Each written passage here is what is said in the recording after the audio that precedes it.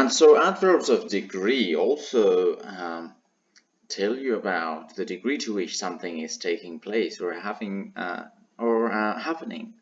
Just is what I discussed just now, which is another use of just.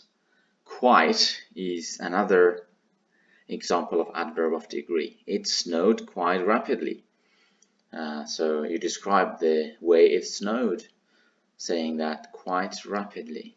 It was rapidly and noticeably rapidly.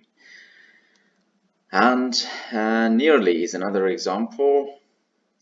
You say, careful, you nearly got kicked out of the game. You and your friend are in a gaming match and your friend is not playing too well, and you're saying, careful, you nearly got kicked out of the game. Simply, students simply wrote down everything. Simply is the adverb here that modifies or describes the act of writing down. So it tells the degree to which something is done. Adverbs of place. It tells you about the place of an action. So there is an adverb, you sat there and worked. It tells you where the action of sitting has taken place. Anywhere. Have you found it anywhere? You're asking your friend if they have found the thing that you have lost, and you're asking, have you found it anywhere? Obviously, anywhere here is an adverb. Here, great. Tell them to come here. So here is another adverb of place. You can think of other examples similar to that. Nowhere. Nowhere is another example of an adverb of place, which in this sentence, you will go nowhere until we're all ready. Nowhere is something that, an adverb that gives information about the action of going. And adverbs of frequency, these are quite often used in English speaking or in English conversations, and also for that matter in writing. So what are adverbs of frequency? They tell you about how frequent, how often something happens, or how many times it gets repeated. Does it happen all the time, most of the time, or a few times a week or a day, or not at all? So it's that is what frequency basically means.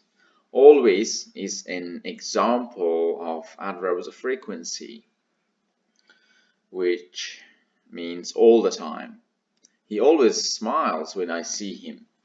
Your friend is a very positive person, and whenever you see him, he always smiles, and always is something, an adverb here that describes the action of your friends smiling.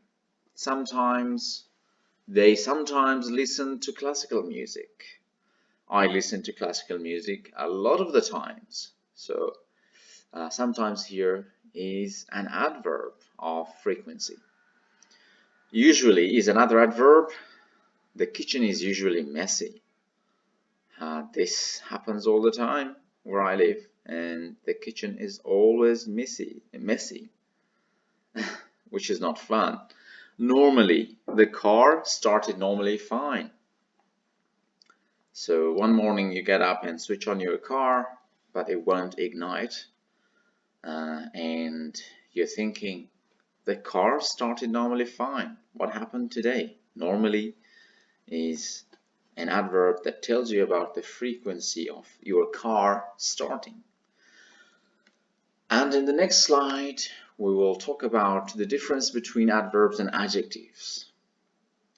As at the beginning, I told you that adverbs are similar to adjectives. They both describe things and actions. Well, adjectives describe things and adverbs describe actions. and adjectives, and also other adverbs. So here you can see adjectives modify things. For example, that is a beautiful house. Beautiful is an adjective that describes a house. I come from a small city.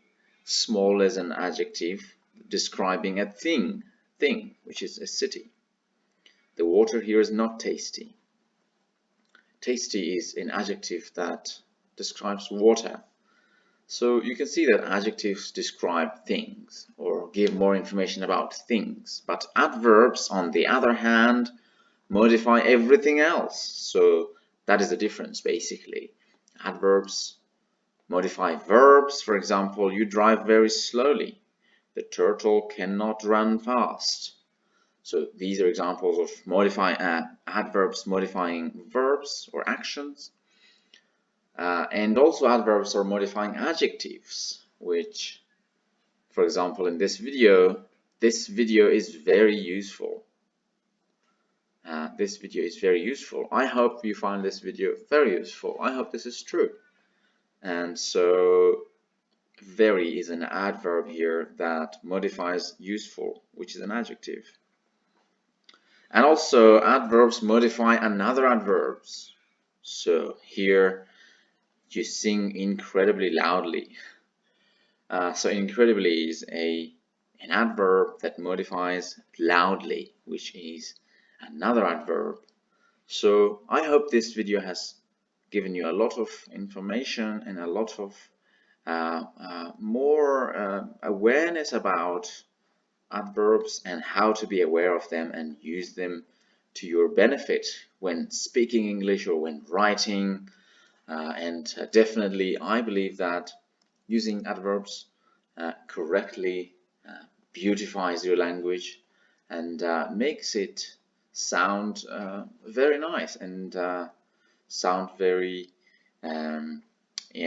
very confident as well if you are using the adverbs correctly.